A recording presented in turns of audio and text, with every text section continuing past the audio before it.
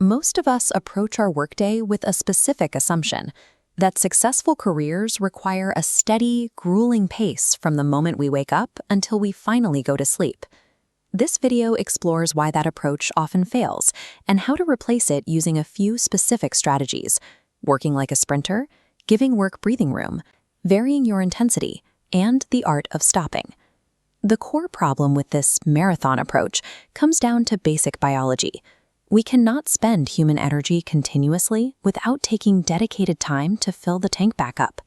Forcing your brain to focus for hours on end without a break triggers immediate consequences. Your ability to solve complex problems drops, your creativity dries up, and your patience wears thin. This diagram shows exactly how this plays out.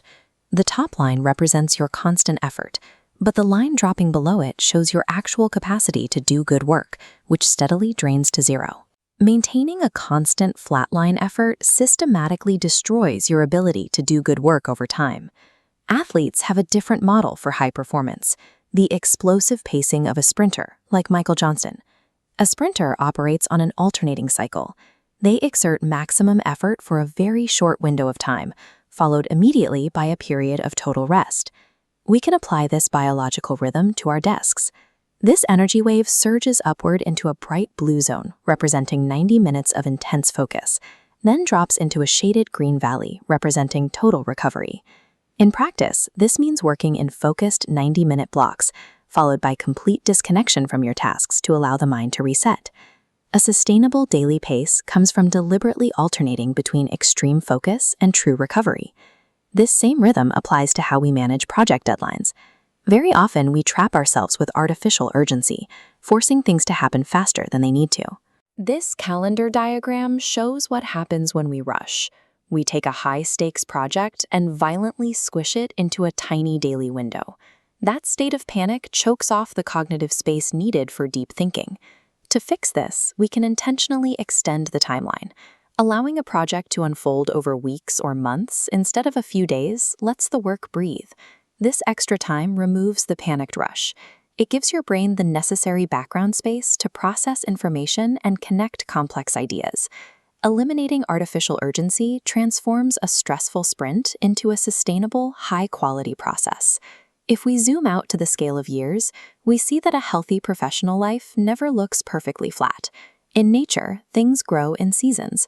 Your work is the same. It is natural to have periods of intense output, followed by seasons where your visible activity drops off. History shows that major achievements require this macro-level ebb and flow. Consider the life of Marie Curie. Curie didn't stay locked in her lab year-round. She would take multi-month retreats to the countryside to reflect and completely recharge before returning to produce her Nobel Prize-winning work. Natural productivity requires balancing highly demanding seasons with slower, quiet periods. There is a final technique for long-term pacing: knowing exactly when to walk away from your desk.